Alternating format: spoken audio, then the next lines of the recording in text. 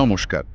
আজকের আলোচনা ভারতের নির্বাচন কমিশনের একটা বেশ বড়সড় পদক্ষেপ নিয়ে। প্রায় ২২ বছর পর দেশের ভোটার তালিকায় একটা বিরাট পরিবর্তন আসছে। নাম দেওয়া হয়েছে স্পেশাল ইন্টেন্সিভ রিভিশন 2025। আমাদের কাছে যে খবর আছে তাতে মনে হচ্ছে এই পরিবর্তনটা আম, বেশ গভীর, এর প্রভাবও অনেক দূর যেতে পারে। তো আজকে আমরা চেষ্টা করব এই নতুন প্রক্রিয়াটা, এর কড়া নিয়ম কানুন আর এর পেছনের কারণগুলো একটু বিস্তারিতভাবে বুঝতে। হ্যাঁ, ঠিকই বলেছেন। ২২ বছর এটা তো একটা লম্বা সময়, বিরাট ব্যবধান। আর শুধু সময়ের কথাই নয়, ওই যে বাড়ি বাড়ি গিয়ে তথ্য যাচাইয়ের ব্যাপারটা, সেটাও কিন্তু এই উদ্যোগকে বেশ গুরুত্বপূর্ণ করে তুলেছে। মানে কেন এতদিন পর এটা হচ্ছে আর এর ফল কি হতে পারে সেটাই দেখার বিষয়। আসুন এটা নিয়েই কথা বলি। একেবারে, এই যে বিশেষ অভিযানটা হচ্ছে, এর মূল লক্ষ্য কিন্তু বলতে গেলে দুটো। একদিকে তালিকা থেকে সন্দেহজনক বা ধরুন অবৈধ নাম, যেমন অবৈধ অভিবাসী বা যারা আর ভোটার হওয়ার যোগ্য নন, তাদের বাদ দেওয়া। আর অন্যদিকে যারা যোগ্য ভারতীয় নাগরিক, তাদের নাম যেন ঠিকঠাকভাবে তালিকায় থাকে সেটা নিশ্চিত করা। হুম। আর শুরুটা হচ্ছে বিহার রাজ্য থেকে। ভিত্তি হিসেবে ধরা হচ্ছে ২০০৩ সালের ভোটার তালিকা। মানে ব্লক লেভেল অফিসার, মানে বিএলওরা, তারা বাড়ি বাড়ি যাবেন, ফর্ম ভরানো, প্রমাণপত্র নেওয়া, এই সব আর কি। এই যে ২০০৩ সালের তালিকাকে ভিত্তি করা হচ্ছে, এটা কিন্তু ইন্টারেস্টিং। মানে প্রশ্ন আসেই, কেন ঠিক ২২ বছর লাগলো? এটা কি শুধুই প্রশাসনিক দেরি, নাকি প্রযুক্তিগত কোনো ব্যাপার ছিল? অথবা এমনও হতে পারে ভোটার তালিকার নির্ভুলতা নিয়ে ইদানিং যে কথাবার্তা হচ্ছে, তারই ফল এটা। হ্যাঁ, হতে পারে। কারণ একটা সঠিক ভোটার তালিকা তো গণতন্ত্রের একেবারে গোড়ার কথা, তাই না? তো এই পদক্ষেপটা হয়তো সেই ভিতটাকে আরো মজবুত করার চেষ্টা। আর যাচাইয়ের নিয়ম কানুন কিন্তু আগের চেয়ে অনেক বেশি কড়া, এটা স্পষ্ট। ঠিক এখানেই তো ব্যাপারটা আরো জটিল হচ্ছে, মানে আকর্ষণীয় বটে।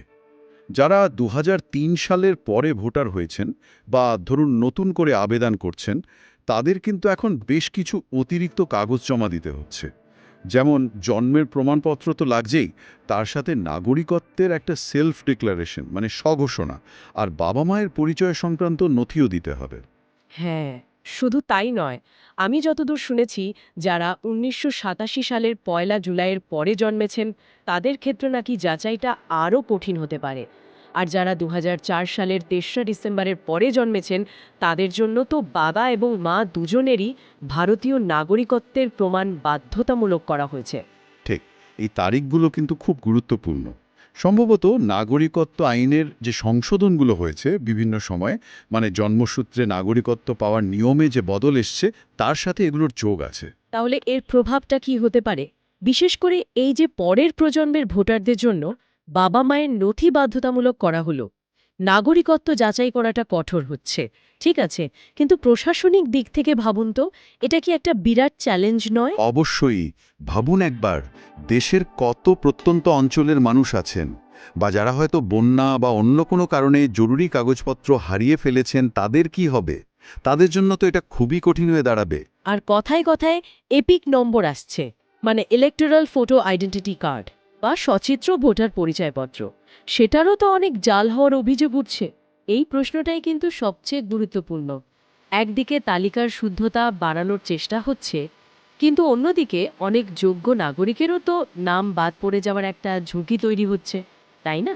বিশেষ করে আমাদের দেশের মতো জায়গায়, যেখানে অনেকের পক্ষে সব নথি হাতের কাছে রাখা বা দরকারের সময় জোগাড় করাটা বেশ কঠিন। এই প্রশাসনিক জটিলতা আর তার সামাজিক প্রভাব, এই দুটোর মধ্যে ভারসাম্য রাখাটাই কিন্তু নির্বাচন কমিশনের সামনে একটা বড় চ্যালেঞ্জ হবে। আমার তো তাই মনে হয়। স্বাভাবিকভাবেই এই পুরো ব্যাপারটা নিয়ে রাজনৈতিক মহলেও বেশ আলোড়ন তৈরি হয়েছে। নানা রকম প্রতিক্রিয়া আসছে। কয়েকটা বিরোধী দল তো দাবি করছে তাদের লাগাতার চাপের ফলেই নাকি কমিশন শেষমেশ এই সংশোধনের কাজে হাত দিয়েছে। হুম, এমনটা তো বলাই হচ্ছে। যেমন ধরুন, পশ্চিমবঙ্গের মুখ্যমন্ত্রী মমতা বন্দ্যোপাধ্যায় রাজ্যে ভুয়ো এপিক নম্বর থাকার কথা বলছেন অনেক দিন ধরেই। আবার কংগ্রেস নেতা রাহুল গান্ধীও মহারাষ্ট্র আর হরিয়ানার ভোটার তালিকাতেও বড়সড় গরমিলের অভিযোগ তুলেছেন।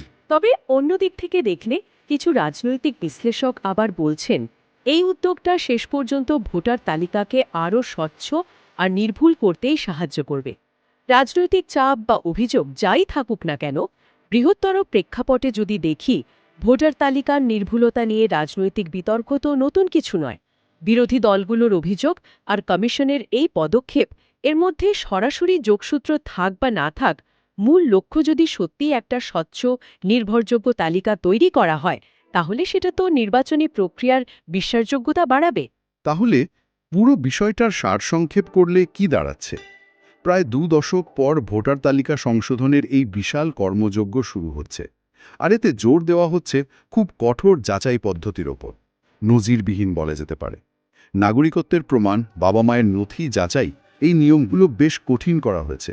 আর প্রক্রিয়াটা শুরু হচ্ছে 2025 সালের 25শে জুন থেকে।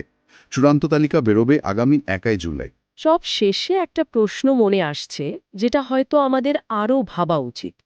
ভোটার তালিকার নির্ভুলতা অবশ্যই দরকারি, খুবই জরুরি।